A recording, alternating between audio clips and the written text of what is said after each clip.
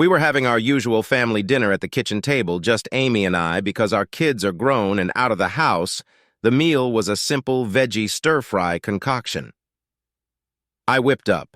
I fixed dinner tonight because she had something going on at the school where she worked and was late getting home.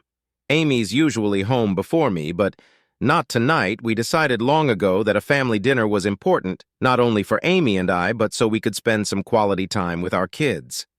I was about to refill my coffee cup when my 51-year-old wife mentioned something I didn't catch right away. I was distracted by my thoughts about an issue at work and wasn't giving her my full attention. What she said didn't make sense, so I probably misunderstood her. I saw her gazing at me intently, waiting for my response. What I asked. "I don't understand, you're—" What Amy studied my face with a strange expression. "I've been seeing Cody," she said quickly.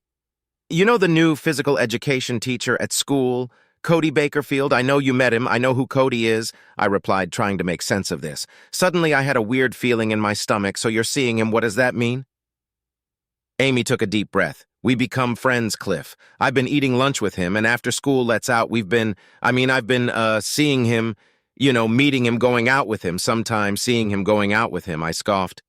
"Christ, Amy, what are you telling me? You're having an affair?" It was a joke, and I waited impatiently for her to deny my outrageous remark. Instead, she watched me close and stated, "Yes, yes." I snickered and in disbelief blurted out, "Yes, what, you're having an affair? Yes, Cliff." "This can't be true." I started to speak, but nothing came out. "Please, just listen, Cliff," she said quickly. "I'm sure this is a shock, and I know what you're thinking, but it's not like that. It's not a bad thing, darling. Really, it's not. I just had to tell you about Cody because I do love and respect you. I always have respect. Me love me." I gasped. "How can you—" "It's true," she interrupted me. "You've always been my #1 guy. Getting married to you was the best thing that ever happened to me. I love you and I'll never give you up. I love you so damn much. I just couldn't go on seeing him without saying something to you."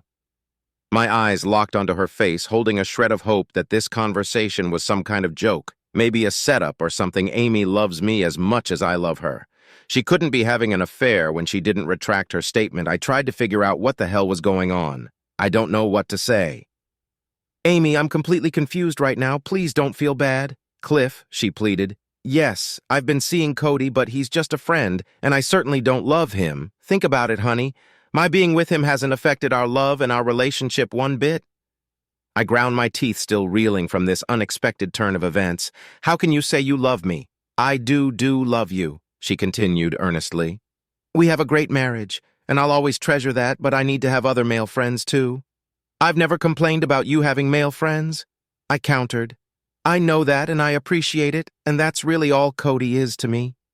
I always love being with you, honey, but when I'm with Cody, it's different. He's a lot younger than us and thinks differently about things like this.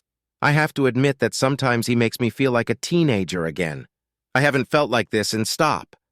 I cried. I wanted to remain reasonable, but my self-control suddenly snapped. I had to interrupt her romantic story. "Please spare me the details of your sordid affair. I don't want to hear how you feel with him or what you and then Al do behind my back." Amy saw the anger and spoke cautiously. "I'm sorry, honey. I know it's a sore subject right now, but I want to be truthful. Please don't hate me. Yes, I'm seeing Cody, but you don't have to worry about anyone knowing. We've been very discreet, so no one knows we both made." "Sure of that. I'm sure you never suspected anything, and no one else does either. That's supposed to make me feel better." "I guess not. I just wanted you to know we aren't disrespecting you in public, just in private." I thought to myself, please believe me, Cliff, Cody will never take your place. He's just a fun young guy for me to hang around with for a while. A guy that gets something from me that you never missed. I'll always put you first in everything, and please believe that I never meant to hurt you. I just couldn't keep hiding it from you. Being with Cody is just a small favor. I need you to allow me. I was seething at her casual attitude. Heck, just a fun guy. A favor. She gives him something that I'll never miss. My face was flushed with anger, and my eyes glared at her. I tried to lash out verbally at her. You sorry, selfish conniving." I sputtered furiously before I could stop myself. I blurted out, "You damn cheating, cold-hearted. How could you, damn it?" She let me finish my rant and said, "I guess I deserve that. I couldn't take any more right now." I jumped up so fast the chair I was sitting in fell over backward. I spun around and marched angrily out of the room. My coffee was forgotten. Where are you going, Cliff? Amy cried. Don't go, please. I need a minute to process this. I snapped back at her. Give me a few minutes and I'll be back. I charged out the back door as she whimpered. Okay, my love. I stopped out onto the spacious deck in the back of our house, red-faced and breathing heavy in a fair she's cheating. I was furious at the disrespect she's showing me. I pounded the railing in frustration before trying to calm down. I'm usually pretty even-tempered. But tonight, listening to my wife's about her adultery, I was losing control for years. The ability to remain stoic and in control of my emotions has served me well as an accountant many times when speaking with a frantic client. My patient, cool-headed appraisal of their situation calmed them down and helped me figure a way out of their financial problem. Unfortunately, this was different because it was personal. I couldn't believe my middle-aged wife, we've been married over 20 years, and now she tells me she's in an affair with a young guy she works with. Yeah, I've met that a-hole. I thought he was just a friend of hers when I met him at some school function a while ago. Amy introduced him as a friendly acquaintance, and I stupidly believed her. Now I know different. My frazzled mind was spinning with disturbing images of what I had just heard. I took some deep breaths and tried to calm down. I had to think, and I couldn't do that if I was distraught. Bursting back into the kitchen, screaming at her would only turn our discussion into a bitter shouting match. Cursing her out might make me feel good at first, but in the long run it would be counterproductive. Screaming and yelling has never been my style anyway. If I know Amy yelling and cursing would just make my stubborn wife harden her position, it would give me no information to figure a way to get her to stop. No, I had to approach this issue using all of my faculties. I had to force myself to revert to my objective, unemotional accountant persona. I need information about her affair so I can objectively analyze the data. It took another 10 minutes for my blood pressure to slow down when my heart stopped racing and I was breathing normally again. I went back inside the house to confront my unfaithful wife. Amy was still at the kitchen table, fidgeting nervously with her coffee cup. She glanced up as I entered with a worried, tentative look on her face. She waited for me to sit back down and started to speak. I put up my hand to cut her off. Wait a second, let's start this over, I said in an even tone, needless to say, my love. I never expected this tonight. I have to say, Amy, I'm completely amazed and pretty upset right now. Oh, Cliff, you don't have to be. I put my hand up again to stop her again. Hold it. So what's your plan now? I guess you want me to forgive and forget. Is that it, Amy? You've been seeing a guy at work behind my back, and I'm supposed to just forgive you. Well, not exactly, she said, looking uneasy. I knew you'd be upset. I can't blame you for that. I just wanted you to know what was going on. I didn't want to keep you in the dark anymore. I cursed before I could stop. So what did that slick creep say when you told him you were going to clue me in? Well, he thought, we both thought it's for the best, Cliff. That's what he said. Not exactly, despite what you think. Cody's not a bad guy. I know he feels bad about us sneaking around. We both do. Really, yes, he doesn't want to screw up our marriage, and neither do I. I was going to challenge her to end her AFA when she drove the knife in deeper with a resolute look. She sighed. This so is hard, but now that you know what's going on, I want to keep seeing him not too often. Mind you, just now and then, and of course after school hours. I gasped at the gall of this woman and snorted. Oh, of course I was speechless, and maybe she was too. Neither one of us spoke. We just sat there looking at each other. The atmosphere was incredibly tense for a while before my wife sighed with a pain look. I'm so sorry, honey. I know this is hard for you, but he's really a nice guy. We connected on some level and have a lot of fun together. I admit that I'm into him, but it won't affect us one bit. You've got to be kidding. No, I'm not. Me seeing him won't change anything between us. It hasn't yet, and I'm going to make sure in the future. You probably don't agree, but he's been a good friend for me. It might not seem to you right now, but I think he's been good for our marriage too. Really, you're insane. Just try to think logically. Cliff, have you noticed how happy I've been lately? You remember accusing me of being bitter last year. Well, I admit I was. We were arguing, our marriage was tense, and our love life was growing a little stale. We were in a rut when I first started seeing him. What a great story. I guess he's a marriage counselor too. She ignored my sarcasm since we became friends. Cody helped me straighten out my attitude. I appreciate it, and I know you do too. I guess we're more than just friends now. I don't need to see him often, just occasionally when you're busy. I know we can work this out. Cliff, I love you. I want to grow old with you and be with you forever. You have to know that I could hardly believe I was hearing, so you're not ending the affair. It was a statement you're asking me to accept that you're going to keep him. Of course it will end, darling. Eventually, she assured me we get along right now, but he's a lot younger than me. We're from different generations, and we both have very different interests. Cody and I could never have the type of long-term committed real relationship we have at some point. Our mutual feelings for each other will just fizzle out. Just not right now. You're really out of your mind. Please, Cliff, you have to believe me. I promise you nothing between us will change in the slightest. She patted me on the wrist like a good boy. I'm still the same loving wife I've always been. We'll still carry on our loving relationship. I adore making love to you and always will. For the past few months you haven't noticed anything different, have you? I hated to admit it, but she was right. I never suspected the reason why our relationship had become so sexual lately. When we first started dating Amy, and I had sex frequently over the years, we were just as loving. But as the kids got older and needed us to accommodate their busy lifestyle, our love life did slow down quite a bit. Even after they left for college, we never got our love life back to the frequency it was. Previously, I didn't see it as a problem, though. I assumed most married couples our age didn't tear up the sheets every night, but with my new knowledge, I realized Amy was that we had gotten back on track. I couldn't deny I was elated that we were now making love several times a week, if not more.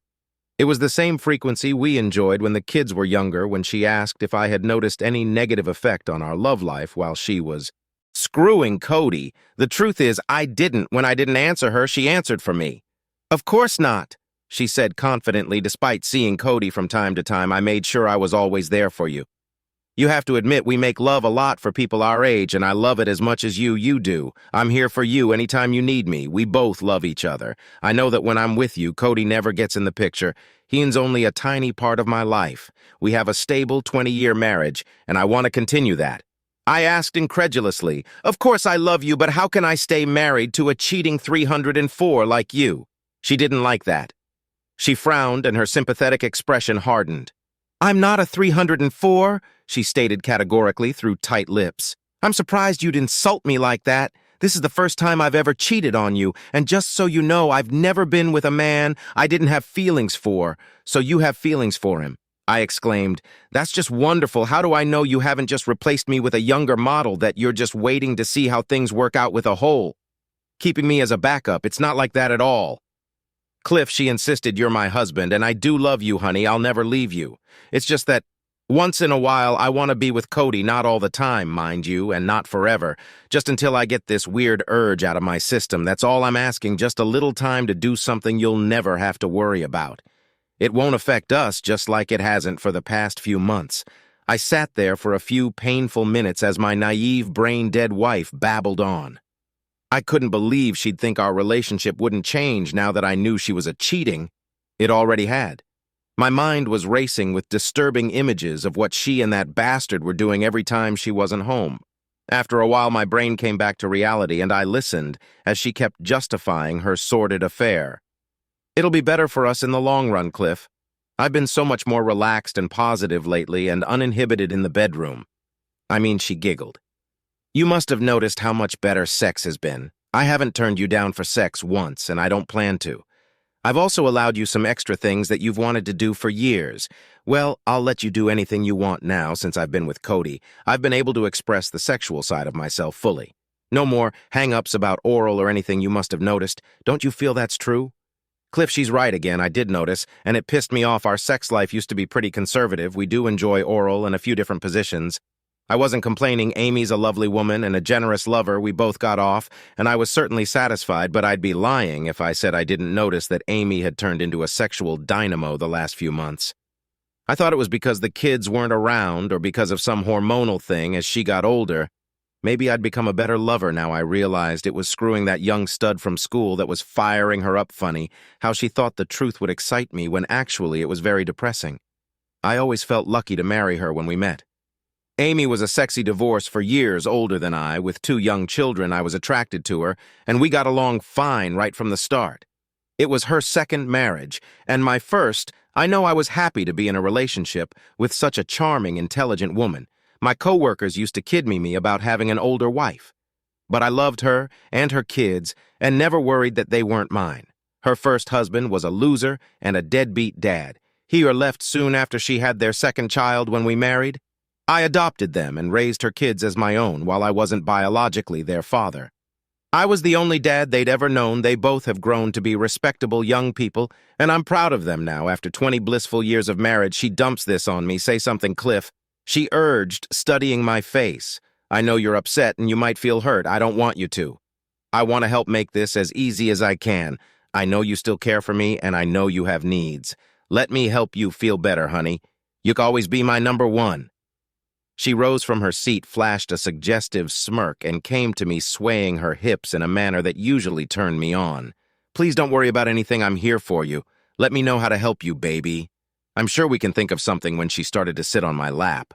I shoved her away. She gave me a hurt look, but didn't push it without warning.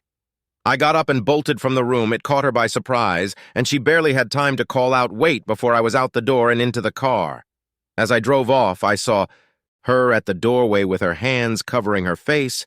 I had to get out before I did something I'd regret. It was 10 minutes before I realized I was just driving around in circles. I thought about doing the usual angry, bitter spouse thing, heading to a bar and getting shit-faced. There was a small local bar at the next corner, so I parked in front, went in and sat down. I ordered a beer. Just tried to clear my head. I decided to gather all the information tonight. Maybe it will help me with my future decision. Later, I drove back home with a purpose. When I came back in the door, Amy was talking on her cell phone. She looked surprised to see me and whispered urgently into her phone when she saw me enter the room. "I have to go," she whispered. "No, I can't, Huns, back by," but the tense look on her face. I suspect she was speaking to her boyfriend. It galled me, but I forced myself to remain calm and resolute. I needed to do what that smart bartender told me. I returned to my seat. The cold coffee cup was still there. Amy sat across from me with a serious look on her face. "Cliff," she started to say before I cut her off. "Hold it. Let me speak. I'm not sure I want to hear, but I think I have to know how your affair got started. I hope it will somehow help me deal with it." With a grim look, I asked her, "So how long, Amy, how long have you been forsaking our wedding vow?" Amy let out a sigh, right to the point. She must have thought not too long. She admitted, "We've been friends for a while. It didn't turn physical until a few months ago." She let me know how his words made her feel special and how it helped her explore her sexual feelings. She let out a deep breath, as if telling me this story was a big load off her mind. "So where do we go from here? I asked, you just admitted to lying and cheating on me for months. How do you think I feel? My cheating wife is being screwed by some young stud not much older than our kids, and I never knew a thing. You expect me to congratulate you for being so clever? No, not at all, Cliff." She reached across the table and held my hand. I tensed up, but didn't pull away. No matter how devastated I was, I still loved her. "Please understand, I'm very ashamed for deceiving you." She said, "I hate the fact that I'll let you down. I know you never knew about Cody because we've been very discreet about our relationship. I didn't want you to know about us. I was so ashamed of what I was doing and nervous you'd suspect something. The first few times I came home after meeting him, I felt terrible and vow it would never happen again. Cody was very supportive to my situation. He never pressured me to continue. He left it up to me. He was happy to just see me. Occasionally, we both agreed that we didn't want to mess up my marriage. I guess that changed." She held my hand tighter and watched to see how I was taking this, no matter how badly I behaved. "I know I love you. Cody's a good guy, and he'll be a great catch for a lucky girl someday, but he can never take your place. I told him all the time that we'd never be more than friends with benefits. And he agreed with that. He said he was very fond of me, but felt the same way as long as we didn't raise any suspicions at school. I knew I could probably go on having sex with him, and no one would know. However, completely avoiding him when our coworkers knew we were friends would raise questions I didn't want to answer, so we still had lunch once in a while to appear normal. But we never let on that we were anything more than friends. Heidi and other teachers even joined us sometimes at lunch. I know they never suspected anything. I'm sure you were one clever cheater." I spat out, losing my cool for a moment. Amy flashed me a sad look and nodded her head. "Yeah, I was clever all right on the surface. I was a faithful wife with a great teaching job, lots of friends, and a good traditional marriage inside. I knew it was a lie. The problem I couldn't avoid was my conscience. I always considered myself an honest person and a good wife. My bad behavior undermined that image. Deep down, I began to hate myself for deceiving you. Our marriage is precious to me and had always been the most important part of my life. What I had with Cody was just a temporary situation. I do care about him, but my feelings toward him are just a shadow of what I feel for you. My lack of integrity began to bother me to the point where I was becoming jaded about my life. Despite how I'd handled things, I was losing my virtuous self-image. I have become someone I didn't like the answer to, that is, just to stop cheating. Yes, that's probably true. But I'm not sure I can right now with harsh honesty. Amy admitted I'd like to think I could just drop Cody, and things between us would just go back to normal Cliff, but truthfully, I doubt that why I shot back. Unable to remain passive, you said yourself, we happy together, we've raised 2 great kids and have gone through some of the hardest parts of married life. We both have great jobs and have built a life together with Martha and Robbie at college. We now have a chance to enjoy our time together in a way that we haven't been able to before. If you love me like you say, coming back to be my faithful wife and giving up that a whole should not be an issue. She exhaled hard and shot me a look of concern. It probably would have been at first now. I'm not so sure, of course, I love you like no other Cliff. But for the past few months, I've seen another side of life and learned a lot about myself and my needs. I'm not sure I can, even if I want to just go back to the way I was. I've tried to be the same loving wife to you that I've always been, but being with Cody has opened my eyes to other options. I angrily pulled my hand from hers. I tried to remain calm, but I couldn't. Other options, huh? I spat. You can't stop screwing him, is that it? You're too in love with his tool. I was good enough to marry and support you and your kids all these years, but some hot young stud comes along later in life and I'm not good enough anymore. N.E. It's not that honey don't ever think that she declared. I've always said you're the best husband and father I could have asked for, but after so many years of marriage I've changed. We both have, neither one of us is the same as when we first married. It's not a bad thing. It's just the natural progression of 2 people who've lived together for many years. I glared at her, unable to speak without losing control when she saw I wasn't speaking. Amy said, I don't want to hurt you, Cliff. I really don't. I know you may not believe that right now, but it's true. We are going to be together and nothing will change between us. I'll make sure of that, despite feeling bad for your feelings. I'm not unhappy with my life right now. I have a wonderful husband who I love very much. 2 wonderful kids who love and respect you.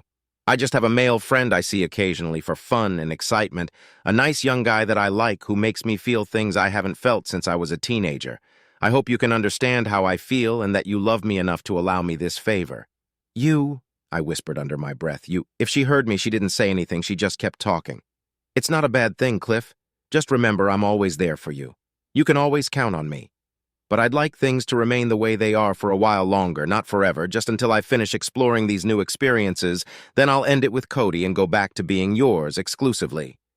That's what I want for us. Just give me a little time to settle down. I hope you can appreciate how honest I am. I don't want any more secrets if you allow me this liberty. I promise I'll make it up to you. You'll never want for anything, darling. I'll always be a good wife. No one will ever know about the tiny bit of time I spend away from you. Just give me a little support on this one issue and I'll reward you for the rest of your life. This conversation was worse by the minute when she first laid out her affair on me. I was caught off guard. We started our regular dinner time chat with me feeling great about my marriage in a few short minutes. I've gone from being a happy husband to a depressed cuckold. My formerly loving wife now has a lover who is younger and no doubt more viral than me. It took me a few minutes to regain my bearings. This was a lot to contend with. I thought I could convince her to listen to reason and end this affair. Now it was clear she had no intention of ending it. She just needed my cooperation to allow her to continue to explore her feelings. This was cheaters at the highest level. You've been lying for months. In fact, you're so good at lying, I never suspected anything. Now you admit to all the lies and the cheat and promise to keep me as your husband. But don't you see the problem with that now, that I know you've lied repeatedly and not just to me but to our kids, our friends, and everyone else? We know how the hell can I ever trust you again? How do I know you're not just going to change your mind about Cody or some other hot guy you meet sometime in the future and replace me with a younger model? Amy snorted in frustration because she knew I had a point, and it hit the nail on the head. No matter what she said, she was now a verified liar. Nothing she said could be trusted. She looked back at me and her eyes were watery like she wanted to dispute my claim, but knew I said the truth. I would never do that, and you know it. She finally told me, you have a lot of nerve. I told her bitterly, acting all entitled and arrogant, throwing your adultery in my face. Why shouldn't I just get rid of you? I don't want a cheating wife. I never did. I should just divorce your sorry ass and be done with you if I thought those bitter words would sting. I was mistaken. AMK expression is softened, and she looked at me with unexpected compassion when she spoke. There was an edge to her tone she hadn't used before. I know this is difficult right now, she answered, trying not to appear smock, but divorce. I doubt that would be in your best interest, Cliff. Why, at least I could keep my pride. Her look of pity was infuriating. A divorce would hurt me badly, and you too, honey. At least I wouldn't have to put up with your affair any longer. That may be true, she shrugged indifferently, but I don't think you'd be happy getting a divorce. Neither of us would. Her eyes locked onto my face in a sharper tone she explained to start with. As you know, we live in a no-fault state. I'll probably end up with half of everything, including the house, the savings, and our retirement fund. Because you adopted Martha and Robbie, you'll be required to contribute to their college education. There's also alimony. Since I don't make half what you do on my meager teacher salary, the court will expect you to support me in a reasonable manner. It could come to quite a tidy sum. I guess her and her young lover have this all worked out, so you'd clean me out in the divorce. It was a statement. I certainly don't want to. She informed me I'd never want to do that. I want to keep living with you and loving you the same as always. But if you left me in a divorce, you'd be on the hook for quite a bit of money, of course. I'd still be free to see Cody anytime I want, which I know would be uncomfortable for you. It's much better if we just keep on. Like we have been, we'll remain married and live our wonderful life. You'll still have me as your loving wife, and we can have great sex anytime you want. No one will ever know the difference. I'll always keep you my #1 guy. Then, she added in a sympathetic tone, I'll always be grateful for your open-mindedness about this, and I'll give you anything you want. I just want some time with Cody. Not a lot, just a bit the rest of the time. I'll keep making you happy. I was happy before you laid the on me, I said bitterly. Now I know I'm just a stupid cuck for my faithless wife and that bastard you work with. It's not like that, Cliff. I began to walk away, and she called out, Wait, don't go, honey. We have to discuss this some more. Please, there's nothing to discuss. Amy, you've issued your ultimatum. Now I have to decide if I want to accept it. There's nothing for you to worry about, she cried. Nothing will change between us. You'll see, I don't want you to think about anything other than I love you so much for allowing me this freedom. I'll do anything to make you happy. Then end your affair right now. She took a frustrated breath, looked down, and whispered, I can't do that just yet, honey. I can't stop right now. It won't be for long. Though then there's nothing more to talk about. This conversation is over. I've heard all I can stand. You told me.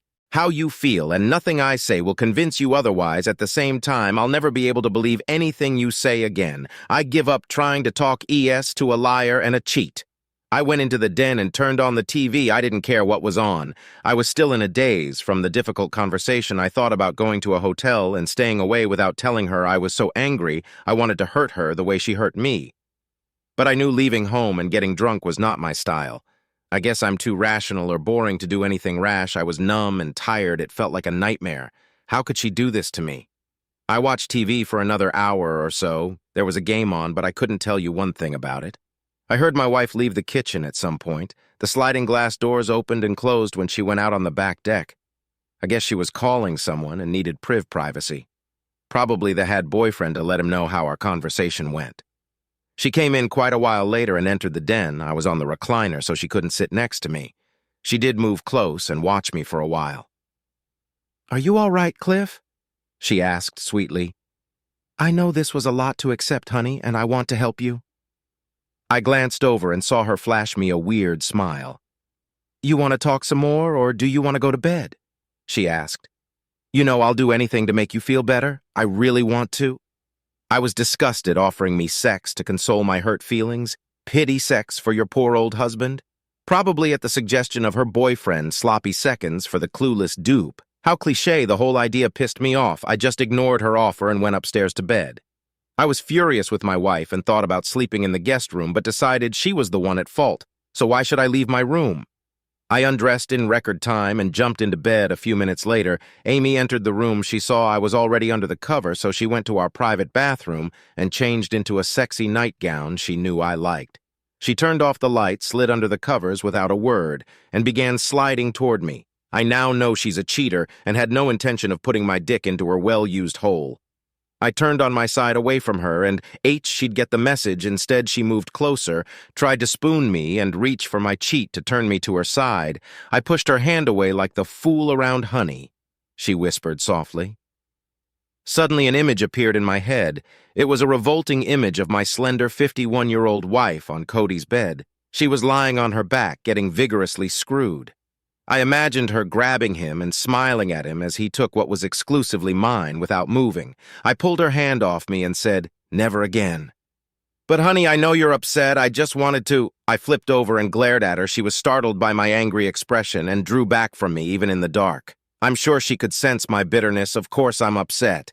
"Damn it," I spit out. "I just found out I've been a CU for months. If you need sex so bad, go call Cody. I'm sure your young stud can take care of your hungry cheating holes." Amy was flabbergasted. I don't think she expected me to reject her like this.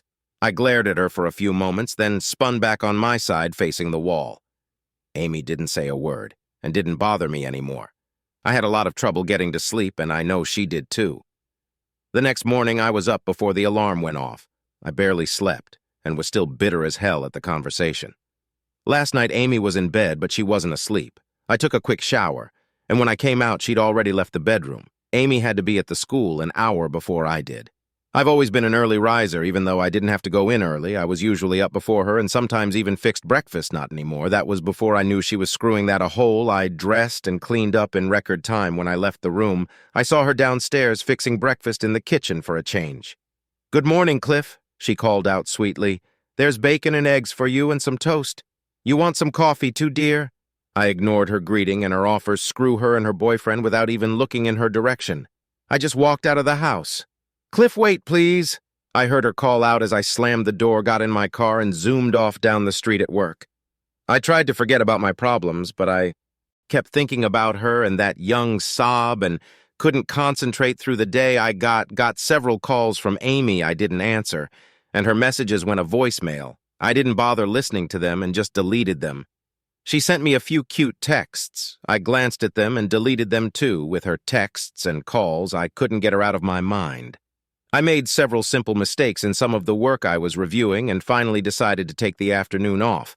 I called up a lawyer for a consultation. He was an old guy and took me in right away. It seemed what Amy told me about divorce was true. I would be screwed emotionally and financially while she'd come out well off with a young stud boyfriend to screw. I'd be financially strapped supporting her, and since I never cheated, I didn't have a girlfriend to soothe my heartache. I'd end up rather poor and alone, and maybe in a small one-bedroom apartment. Not a pretty picture if I stayed with her. It wasn't much better. Sure, I'd get sex. She made sure to emphasize that, but it would be sloppy seconds and pity sex to boot. It was clear this younger guy rung her bell in a way I never would at 47 years old. There was no way I could compete in bed with a good-look, athletic 30-year-old. Or however old is this also. If I stayed in the marriage and ignored her cheating to the court, it meant I was sanctioning her affair. They'd assume I was okay with a cheating wife, and I could never claim adultery in a divorce proceeding. Even more daunting was trying to fight fire with fire, basically remain married, and have my own competing affair in a relationship contest with my wife. I lose every time. There's plenty of guys who want to have sex with her, even guys as young as her kids. Cody was proof of that at 51 years old. Amy's still fairly attractive with short, dark hair, a trim body, and a pleasant personality. I'm an average-looking older guy with a slightly receding hairline and holding a little too much weight. I have a good job, and I'm okay looking for a 47-year-old. But I don't know how many women want an older, middle-class, married boyfriend. Not many. I guess the contrast between our dating prospects was depressing.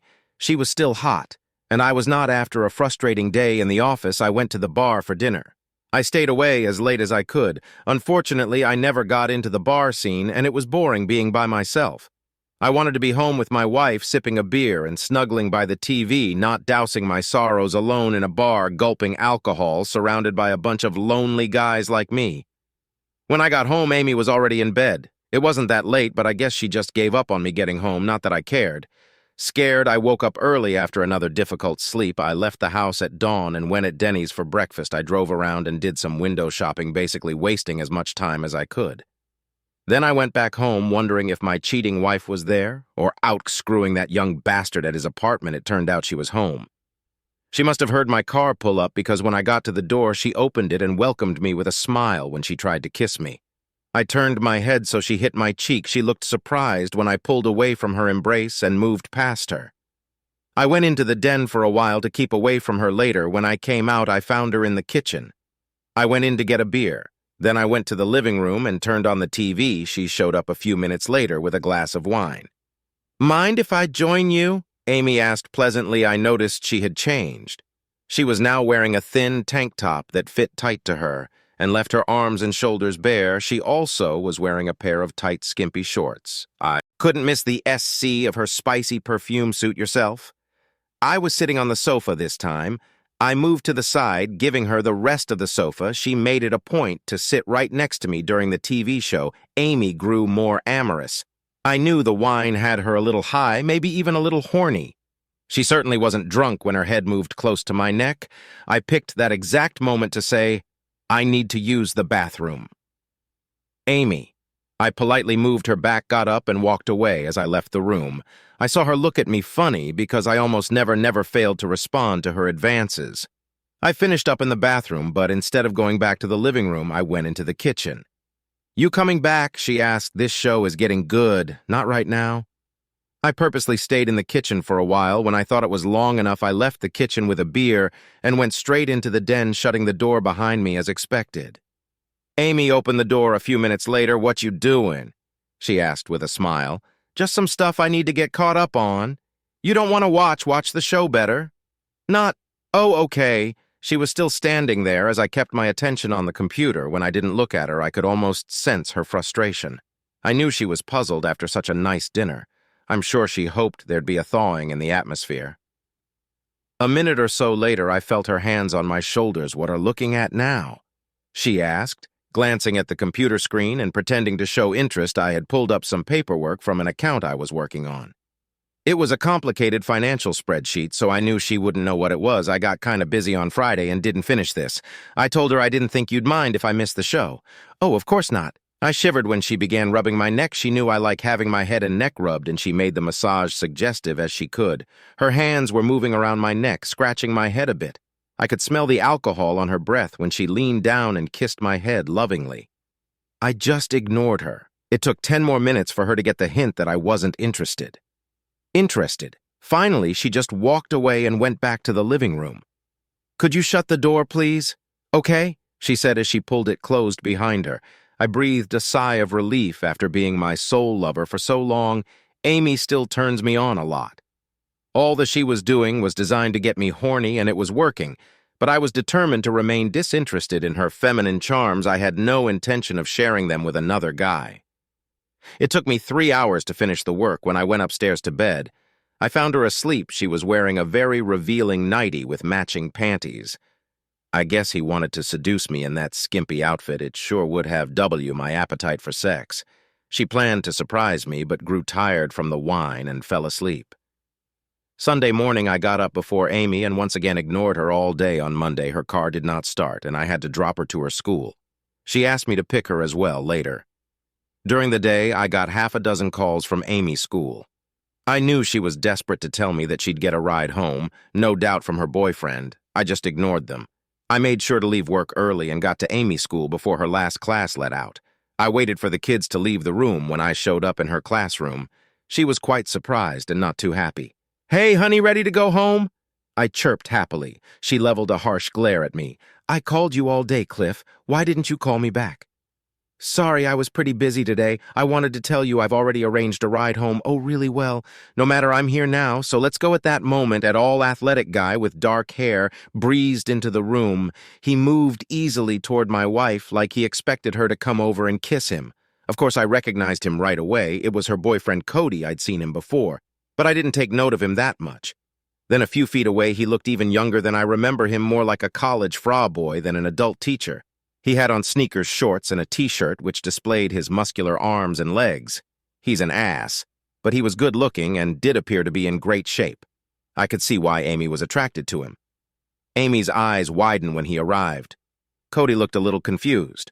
"Oh, Cody, She sputtered. I was just telling a Cliff that she already has a ride home. I said, completing her sentence, I kept my cool because I knew there was a possibility he'd be there. He looked surprised to see me when he recognized me. He smiled annoyingly and glanced from me to my wife. "Oh, hello," he said, extending his hand. "I'm Cody Bakerfield." I ignored it and replied coolly, "Yeah, I know who you are, trying to diffuse the tension." Amy squeaked, "Cody, this is Cliff. My husband, I think you met him once." The young man's confused expression softened a bit as he remembers me. "Oh, that's right. Yes, Cliff Wilson. I remember you. Nice to see you again. I'm sure it is. I remember we met at Parents' Night a few months ago. I've heard a lot of good things about you from Amy. She holds you in high regard, not high enough." I guess I replied with an edge. I glanced wryly at my wife. She looked like she was holding her breath. "Amy, let'n get out of here," I said, wrinkling my nose as if the smell bothered me. She began to gather her things as Cody turned to me. "Excuse me for a minute, Mr. Wilson. Can I call you Cliff?" I scowled and ignored his question. "What the hell do you want? Just a minute of your time?"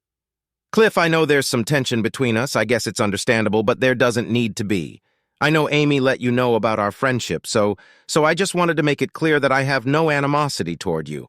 And I do respect the strong, loving relationship you have with your wife. Is that why you're screwing her?" I asked across the room. I heard my wife inhale sharply with concern. Cody nodded sympathetically.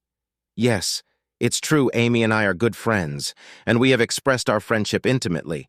But that doesn't mean we don't respect you and your place in our life. On top of that neither of us wants to do anything to damage your marriage or your family.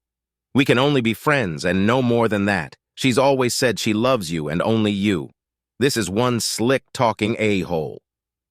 I thought Cody continued his speech with a smile. "I hope you won't resent my friendship with Amy. She has been a wonderful influence on everyone around her, including me. Once we got caught up in our relationship, we realized we should have come to you before we became intimate. That was all my fault. She was totally proper in her behavior, and it was me that took things further than I should have.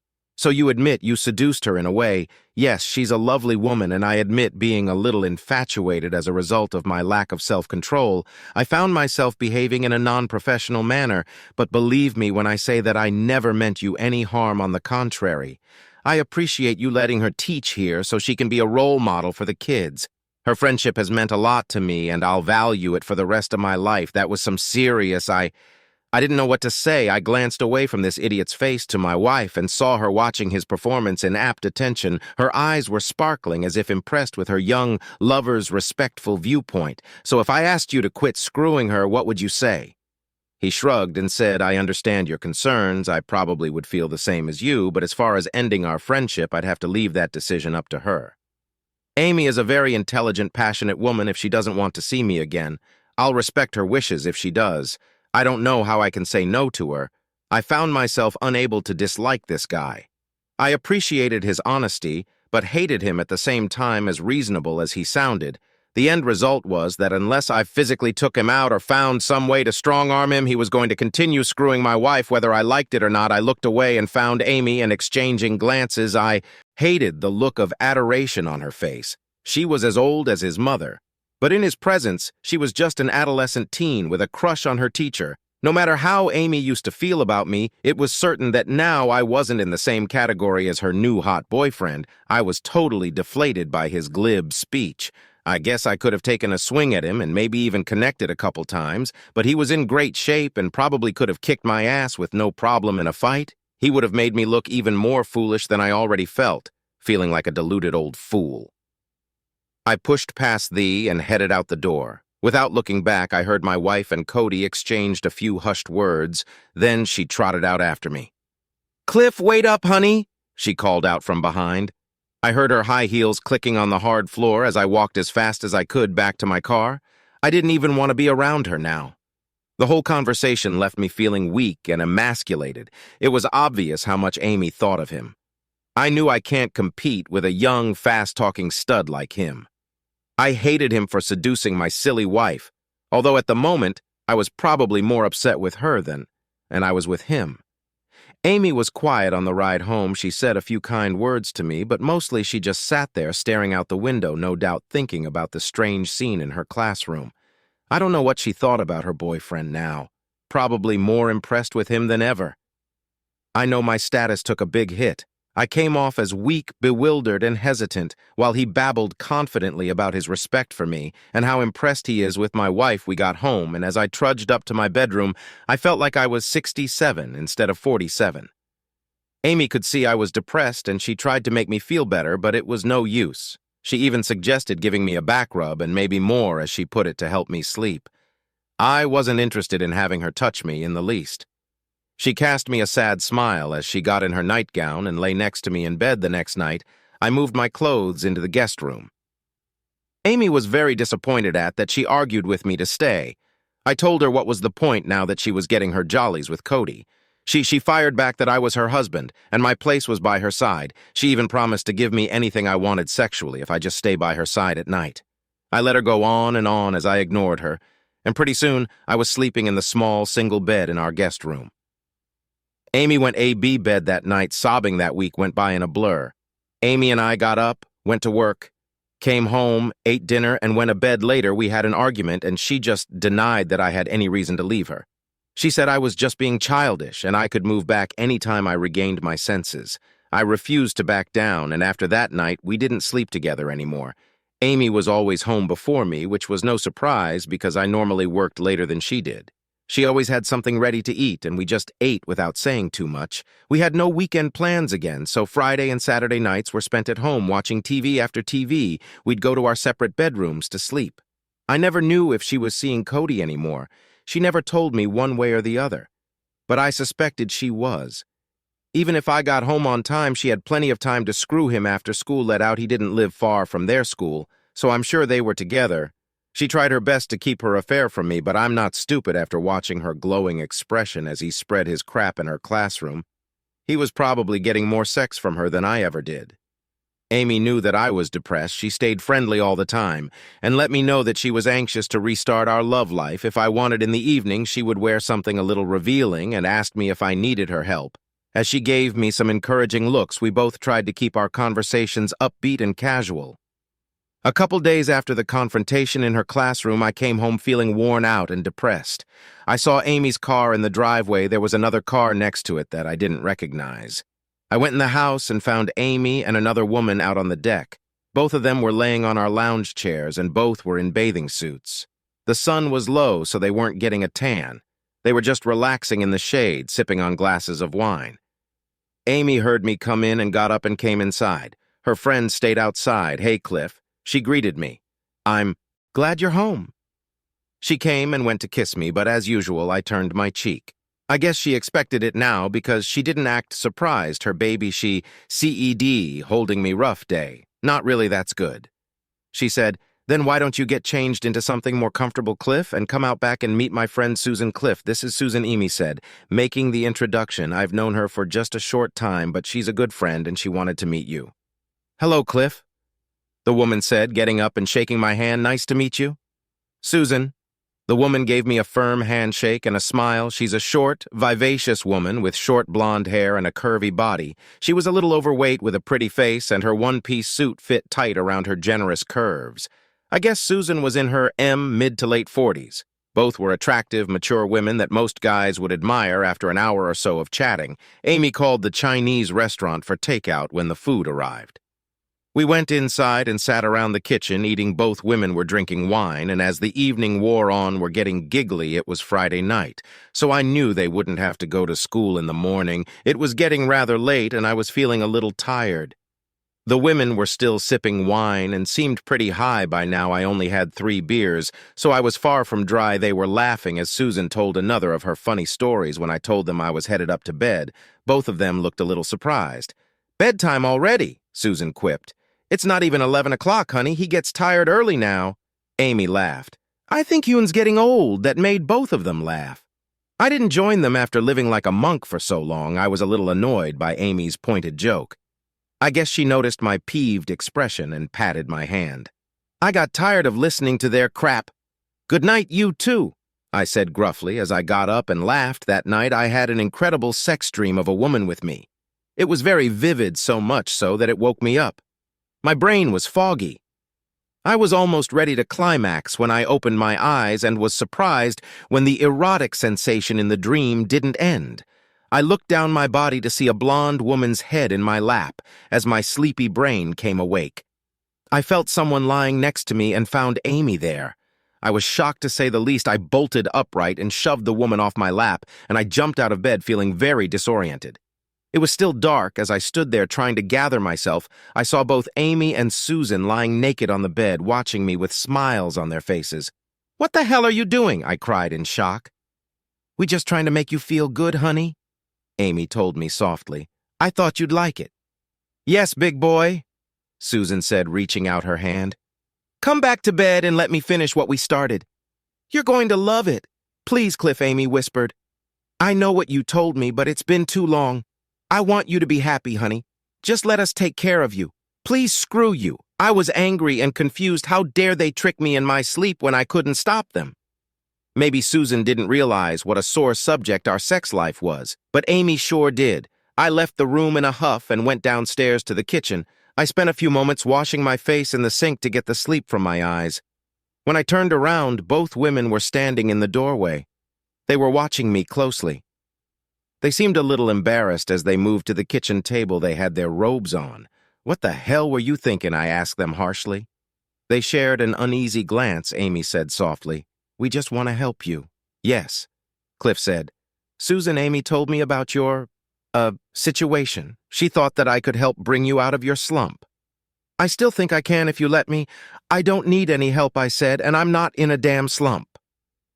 I pointed accusingly at my wife. Everything was fine until she met this jerk-off and had to cheat on me. She said nothing would change between us. See how that worked out?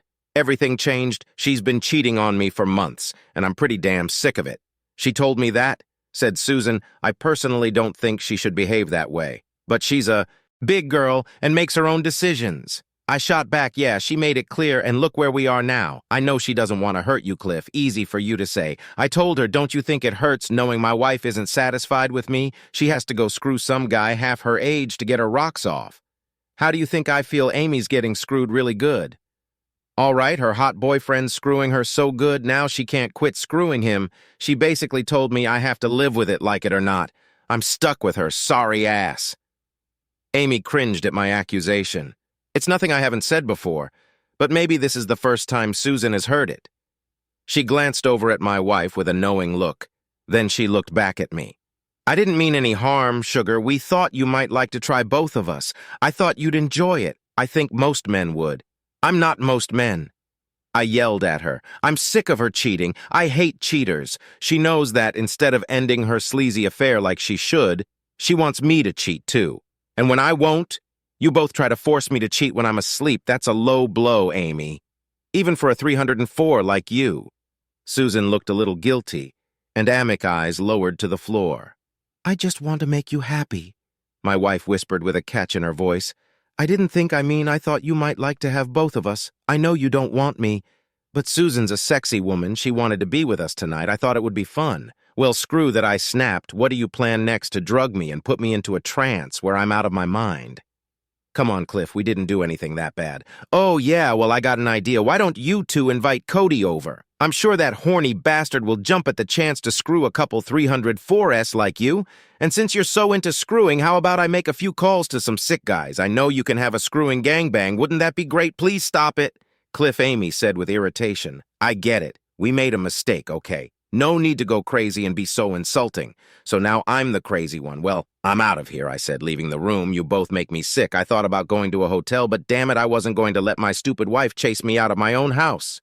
I went into the guest room, locked the door, and moved in front of it. Now, if they try to sneak in, at least I'll hear them coming and can defend myself the next day. I realized that I couldn't take any more. I went to my lawyer during my lunch and told him to go through with the divorce. When I explained how my wife and her friend wanted to ambush me during my sleep, he suggested we use a restraining order to get her out of the house and keep her away. I said that was fine. He explained that she wanted to trap me into a similar relation as her and have a moral high ground. 2 days later, Amy was served at her school during lunch. The server went right into the teacher break room and served her in front of her friends. Then he served Cody the a-hole for alienation of affection.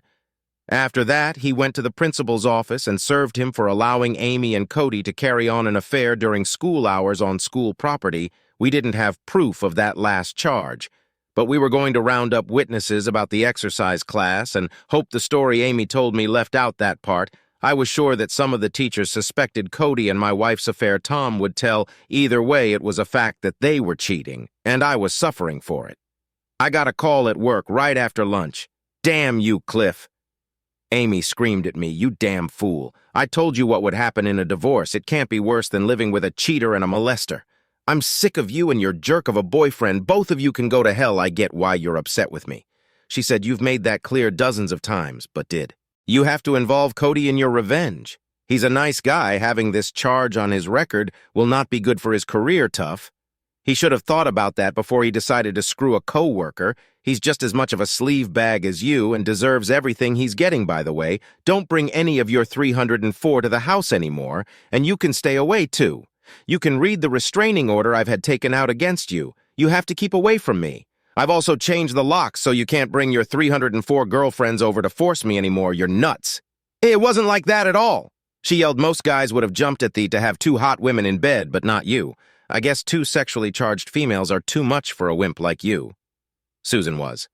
"Right, you are one screwed-up guy. By the way, you 304 is your friend Susan married. If so, I'd like to have a word with her husband and let him know what kind of a 304 he's married to screw you not anymore." I laughed. "Come get your things from the driveway before it rains and they get ruined. If you want anything else, just talk to my lawyer. You better not," she started to say before I hung up on her. Amy came by that night and picked up her clothes. I watched her from the window as she came to the house with her friend Heidi. She yelled a few curses at me and gave me the finger. I just laughed now that she was out of the house. I felt a big sense of relief. Her wayward ways were no longer on my mind. The kids called me a few times. Martha was a little angry with me. She found out what her mother had done and she didn't approve of it. She asked me if I could ever forgive her and take her back. I told her a simple no. Her mother is not worth it. Robbie was more sympathetic. He understood that his mother had messed up. He didn't blame me for kicking her out, and I appreciated that I told both of them I still loved them, and they could count on me if they ever needed help. We still have a good relationship. My lawsuit against the school board never went anywhere.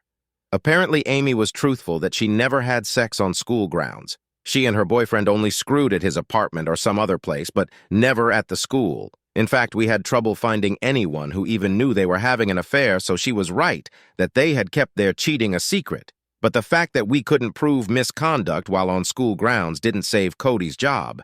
He was let go with a stern reprimand, and he soon moved out of the area because of the gossip. Amy was fired too. She was quite bitter about it and yelled at me on a few phone calls that her work problems were all my fault. She applied to a school out of the area, but they had found out about her affair and wouldn't hire her.